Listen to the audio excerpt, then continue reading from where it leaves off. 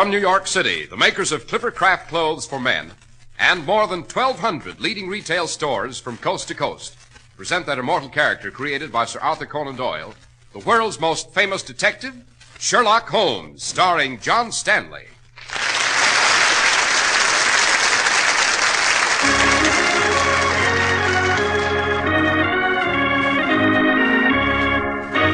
This week's story, The Adventure of the Golden Pince. Watson, keep your revolver at the ready. But Holmes, why? The killer, my dear fellow, is here in this room with us. What? Dash it, Holmes, what are you talking about? Observe, Watson. The panel in this wall is loose. Suppose we open it to find what is revealed beyond.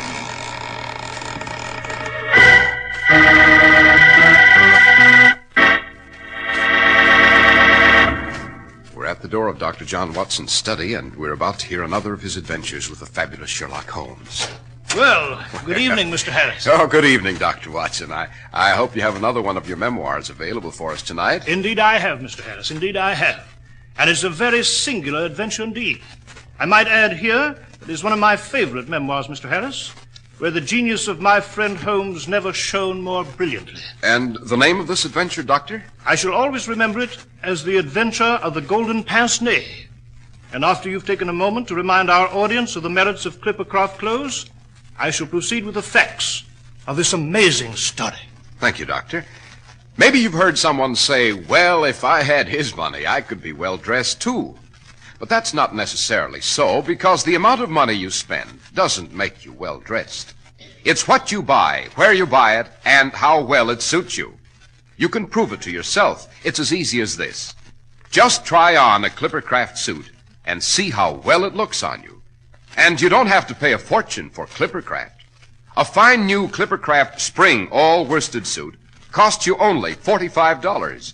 And at that moderate price of $45, you get the greatest dollar-for-dollar value in America because you benefit from the unique Clipper Craft plan by which more than 1,200 independent local merchants pool their tremendous buying power to give you the amazing Clipper Craft value, the finest materials, and the very latest in style and color made by master tailors. Yes, sir, a Clipper Craft suit at $45 is a great, great investment. So treat yourself to a Clipper Craft suit and see what really fine tailoring can do for you.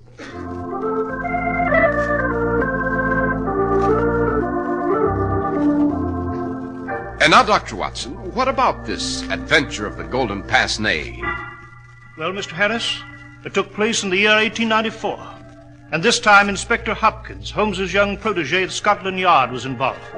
It began in Kent, at a great, gloomy house called Yoxley Old Place. Here lived a rheumatism-ridden scholar and professor named Coram, a strange and mysterious man. One night, the professor, hobbling about the house on his stick, surprised his secretary, Sergius, in his study. Sergius. Professor Coram. What are you doing at that cabinet? Why, Trying to rob me, tampering with the lock when I came in, weren't you? I was a fool to trust you, you sneak thief. Professor Coram, I'm sorry. Get away from that cabinet before I bash your head in with this stick. Yes, Now sir. leave this house. You're no longer my secretary. I'm giving you the sack, you hear, and if you ever come back to Yoxley Old Place, I'll kill you.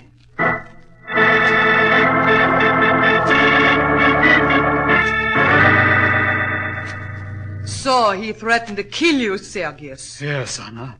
He gave me the sack and took on a new secretary, a Mr. Willoughby Smith. Sergius, I must get into that locked cabinet in the study. I must. I will stop at nothing. Do you understand? And you must help me. No, Anna, not I. I've taken an impression of the cabinet lock, and here's a floor plan of the house. This is as far as I shall go. I see. So you are afraid. Yes, Anna. I am afraid. I will have nothing more to do with this affair. This Professor Coram is mad, dangerous. To get in his way means death.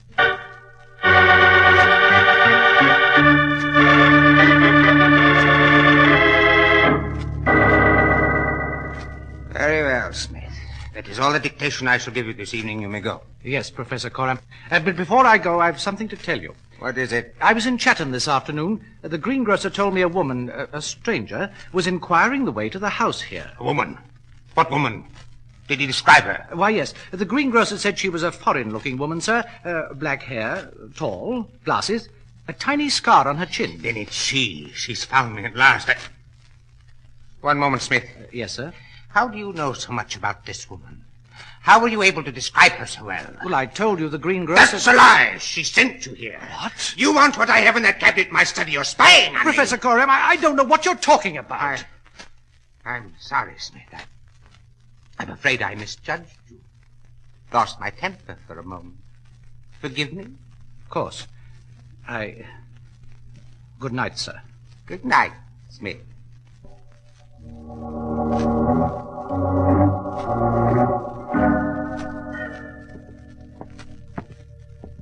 Mr. Smith.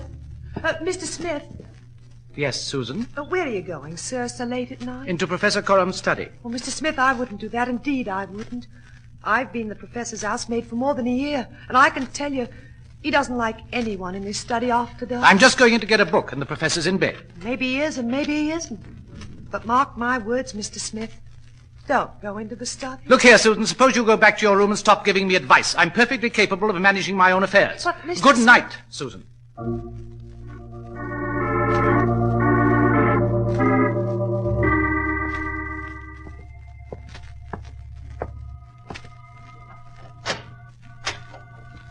Let's see. Where is that lamp? If I remember... Who's that? Who's there by the cabinet? Professor Coram, is it you? No, don't...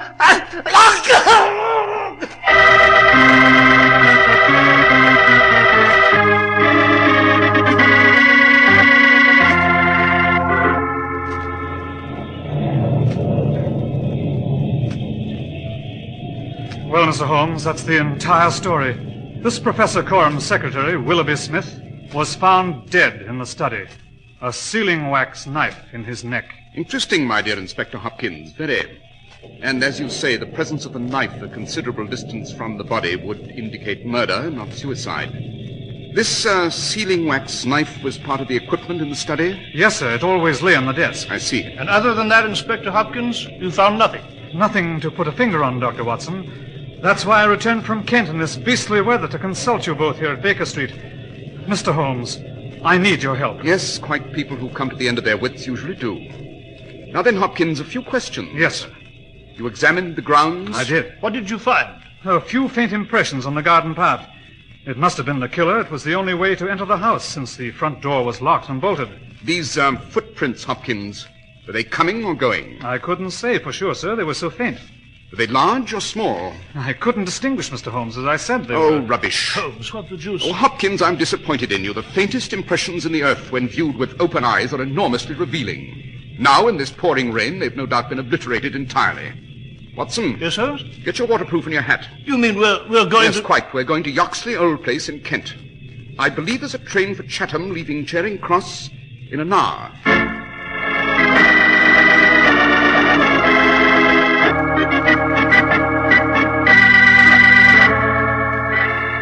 Holmes, look here, along the garden path. There's a narrow border of grass along it, some 6 inches in width. There is indeed, Watson.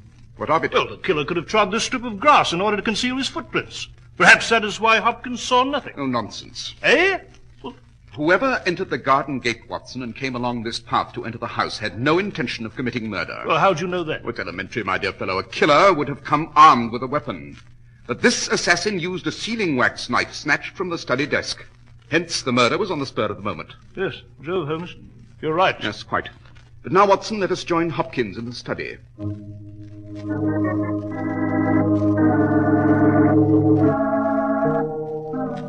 My dear Hopkins, surely you're aware that the dead man, Willoughby Smith, has a pair of glasses clutched in his hands? Certainly, Mr. Holmes. They're his. He must have just taken them off when he was attacked. Well, that makes sense, Holmes. They're just the type a secretary would wear. Pince-nez, black thread. Oh, poppycock. Eh? Give me the glasses, Watson. Let me examine them by the light of the window. Very well. Here you are, Holmes. Holmes, why the deuce are you trying them on? What can you find by... What is it, Mr. Holmes? These glasses tell a story indeed. What story? They belong to a woman. She's of good circumstance, a person well-dressed and refined. She has a thick nose, eyes set close together, a puckered forehead, peering expression, and probably rounded shoulders. Good Lord. How the deuce do you know all that, Mr. Holmes? Oh, it's obvious, Hopkins, obvious. The glasses are dainty and delicately constructed, hence a woman's. They're handsomely mounted in solid gold, hence the owner is a woman of means and probably fastidious in the rest of her apparel. The width of the bridge is wide, hence a broad nose. And yet the eyes are close together, since I have a narrow face and yet cannot focus my eyes through the lenses. Yes, but Holmes, how do you know this mysterious woman has a peering expression, a puckered forehead, and rounded shoulders? The lenses, Watson, the lenses, they're extremely strong, and since the woman is myopic or nearsighted, it's reasonable to suppose she possesses these characteristics. But come, let's leave this room. Where to now, Holmes? The corridor, Watson. The corridor leading to this room and the professor's bedroom. You may find it extremely revealing. Well, seems to be an ordinary corridor to me. Yes, Mr. Holmes, I'm of a mind with Dr. Watson. Nothing seems amiss here. Indeed? Use your eyes, Hopkins, use your eyes. Observe. This corridor between the garden door and the study is covered with a kind of coconut matting. So, too, is the hall leading to Professor Corum's bedroom. They're exactly similar in nature. Is that significant, Holmes? Very. It means that the killer never left this house. What, Holmes? You mean the killer's here at this moment? Hiding somewhere, perhaps? Precisely, Watson. And now, suppose we have a few words with this mysterious Professor Corum.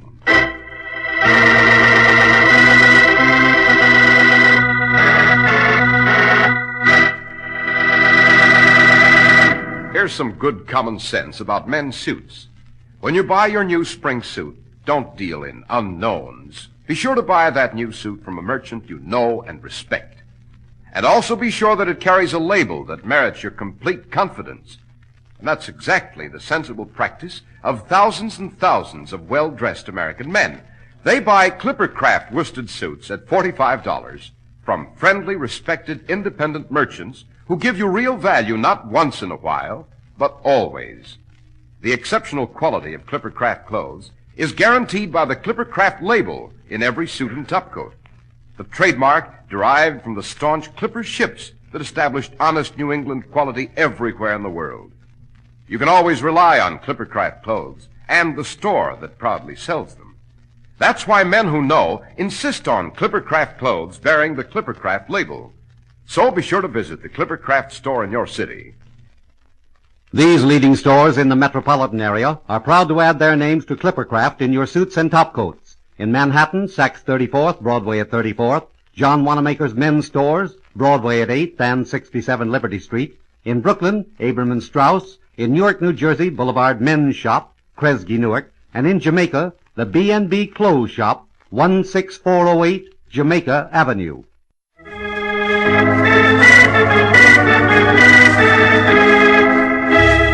Now, Dr. Watson, you were relating to us the adventure of the golden pince-nez. Yes, Mr. Harris, so I was. Holmes asked Inspector Hopkins to go to the kitchen and wait there with Susan, the housemaid, whom he proposed to interview later. Then Holmes and I entered Professor Corum's bedroom. The professor was lying in bed in a stifling fog of cigarette smoke. We introduced ourselves, and Corum greeted us cordially. Then he held out a cigarette box to us. Cigarette, Dr. Watson? No, thank you, Professor. Never touched... Mr. Holmes. Yes, by all means. I'm an avid cigarette smoker, my dear Professor. Holmes, what the devil... Watson, a light, if you please. Oh, yeah. Yes. Good. These seem to be an unusual brand. Oh, yes. They are a rare blend, sir. Do you like them, Mr. Holmes? I do indeed. They're very mild, Professor. Now, about the murder of your secretary, Willoughby Smith. Oh, yes, Smith, a great catastrophe. A fine young man, able and intelligent. The loss is paralyzing to my household. I shall miss him indeed. And you have no idea who killed him or why? No, Dr. Watson, I have not. Unfortunately, I knew very little of the young man. He had no enemies that you were aware of? Mr. Holmes, I do not pry into the personal affairs of my employer. Holmes, Yes, Watson? do you mind if I wait for you in the corridor? This room's so heavy with smoke. Oh, not at all, my dear fellow. I have but one or two more questions to ask Professor Corum here, and I shall be out presently.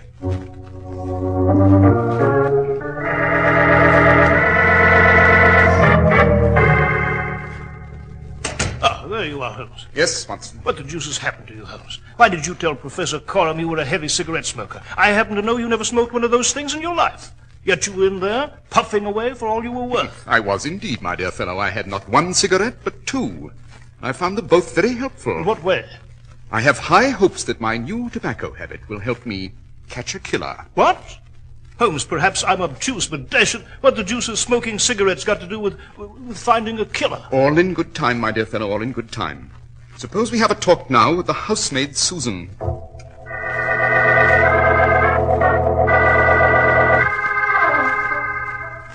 Now then, Susan, what happened after you heard the scream? Why, sir, I ran to the study, and there he was, poor Mr. Smith, lying on the floor. When I got to him, he opened his eyes for a moment before he died, poor lad. And he said something very peculiar. Indeed? What did he say? Well, it sounded funny-like, sir. He said, "The professor, it was she." The professor? It was she? Susan, why didn't you tell me this when I first questioned you? Because I was afraid you'd think me balmy, Inspector Hopkins. The professor, it was she. I must say it makes no sense, the professor being a man and all. On the contrary, my dear Hopkins, it's both a logical phrase and a legitimate observation. It is now clear... Oh. What's that bell, Susan? Why, that's Professor Coram, sir, asking for his dinner. I'd better take it to him at once. I see. By the cutlets you're bringing him on that tray, my dear Susan, I'd say the professor is a man of healthy appetite. You're right there, Holmes. There's enough there for a longshoreman. Susan, one more question. Is the professor a man of variable appetite? Why, yes, sir. So it seems lately, sir. I must say his appetite has increased sharply. Very good, Susan. You may take your tray in now. Yes, sir. Thank you, sir. Well, Mr. Holmes, what do you make of it? It's 1 o'clock now, Inspector Hopkins. We have only to wait an hour until 2. Yes, Holmes? What will happen at 2? Then, Watson, we shall talk to the professor again, and I shall produce the killer.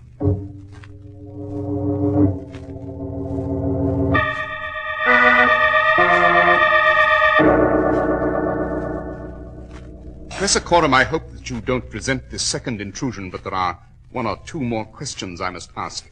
Of course. Cigarette, Mr. Holmes. No, thank you, not this time. Now then, sir, what is it you wish to know? How can I help you solve this deplorable crime? Oh, I've already solved it, sir. Indeed, I've already found the killer. A remarkable statement, Mr. Holmes. A most remarkable statement. Just where is this killer? Right here in this room. Holmes, you mean the professor here? I mean, Watson, that last night the professor here received a strange and unexpected visitor. Oh, no, you don't, Mr. Holmes. Holmes, he has a gun under his pillow there. You'll never know the truth. Do you hear? Give me that gun, Professor. Give it to No! Holmes, thank heaven you managed to wrest the gun away and the shots went wild into the wall. On the contrary, Watson, they almost reached their mark. You see, my dear fellow, the killer is in a recess behind that empty bookcase on the opposite wall. What? That's a lie, you hear, a lie. Is it? Then suppose we see for ourselves. Note, Watson, this bookcase swings outward from the wall. Good Lord. So, you have found me. Holmes, it's a woman. Just as you described her. Exactly. The woman who killed Willoughby Smith. I didn't mean to do it. I wanted the papers in the cabinet. I came to get them, and he walked into the room. It was dark, and he heard me, and then I seized the knife and... Allow me to complete your story, madam. You struck Smith in the neck, dropped the knife, and ran. In the struggle, your victim snatched off your glasses, these golden pince-nez here. Oh, you don't know what it is like to be half blind, have searched and searched. In your myopic condition, and because the corridors appeared similar, you made a mistake. You ran into the professor's room here, instead of through the garden door. Yes, I came for the papers. I had to have them. I had to. What papers? Anna, you fool, be quiet. No, I shall not be quiet. It is you who are responsible, Anatole. Mr. Holmes, you must know the truth, the whole truth. This man is my husband. Your husband? Proceed, madam. He is a Russian, not an Englishman. We were married in Kiev many years ago, and we were nihilists. Revolutionists? Yes, then trouble came, the Tsarist police. My husband here betrayed me to save his own skin. I was sent to Siberia, and he... Silence, Anna! No, I will go on. I met a man in Siberia. I fell in love with him. He's still there. I needed papers to procure his release. But my husband had them in the cabinet in his study. And he would not give them to me out of malice and hatred. Then why did he hide you when you came into the room here? Because if I were found at large and arrested, he knew I would expose him. And I have friends who would cut his throat if they knew. That is why he hid me behind that bookcase, and for no other reason. But now what difference does it make? I have killed a man. I have killed a man, and I have... She has a vial in her hand. Stop her. Give it to me, Oh, madam. no. Here, No, give it to me. There. That's it. Why didn't you let me die? Why didn't you let me die? Why didn't you let me take the poison? Madam, it is more to your advantage, believe me, to stand before an English court and be judged. Here in our country, unlike yours, we do not subscribe to tyranny or verdict by decree. We have certain rights, and one of them is trial by jury. And in view of the nature of your deed and the motive behind it, there are certain extenuating circumstances. I'm afraid I cannot say the same for Professor Coram here. I have done nothing, and I am not subject to arrest. On the contrary, my dear Professor, you've shielded a murderer and a moment ago attempted murder yourself. Watson. Yes, Holmes? Suppose you admit Inspector Hopkins. He's waiting outside.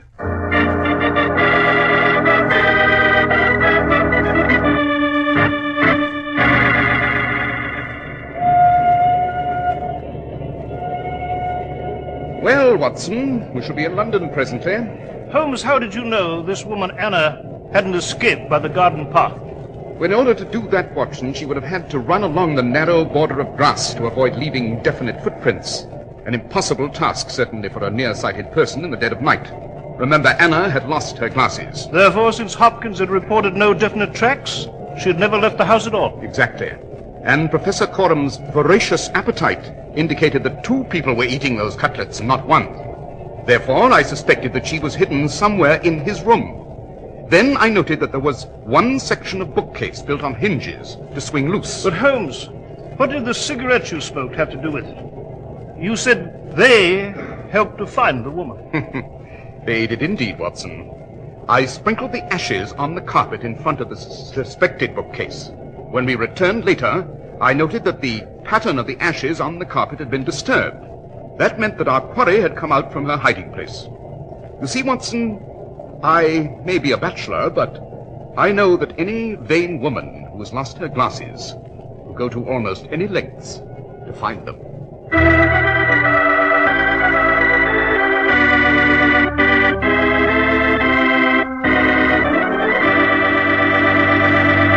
Well, Dr. Watson, that was a very interesting adventure indeed. Yes, Mr. Harris. As I said, it is my opinion that Holmes rose to sheer heights of brilliance on this occasion. And of course he gave the credit to young Hopkins of Scotland Yard. Holmes was the soul of generosity in these matters, you know. Yes, Dr. Watson, I do know. And now, Doctor, what about next week's adventure? Well, next week, Mr. Harris, I shall relate to you the adventure of the blood-soaked wagon.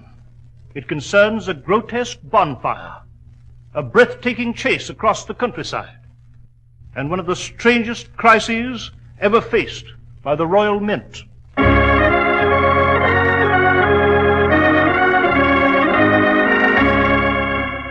The makers of Clippercraft clothes and more than 1,200 stores from coast to coast have brought you another in the new series of broadcasts featuring the world's most famous detective, Sherlock Holmes. Our stories are based upon the character Sherlock Holmes created by Sir Arthur Conan Doyle, and the program is produced and directed by Basil Lochran. Sherlock Holmes is played by John Stanley, Dr. Watson by George Spelvin. This week's story was written by Max Ehrlich with special music by Albert Berman. If you don't know your Clippercraft dealer, write Clippercraft, 200 Fifth Avenue, New York City.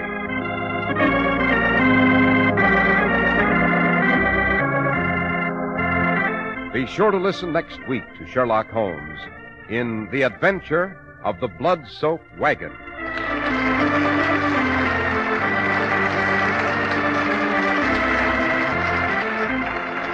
This is Cy Harris speaking for Clippercraft Clothes. This is the Mutual Broadcasting System. Hear Bill Henry on the news, which follows in a moment. The most comfortable shoe sole in the world. The Neolite sole. Light? It's light as leather, Smart? It's smart as leather. And where? It outwears leather 2-to-1. For men, women, children. Get the Neolite sole. Step on it. This is WOR New York, serving the largest single station audience in America.